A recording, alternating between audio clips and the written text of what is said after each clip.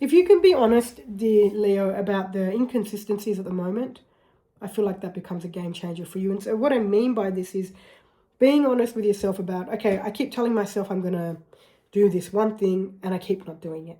That's what I mean about the inconsistencies. I tell myself that I'm living my best life, but then I'm feeling miserable. One of them is the truth, one of them isn't the truth. And it's up to you to know which one's true, which one isn't true.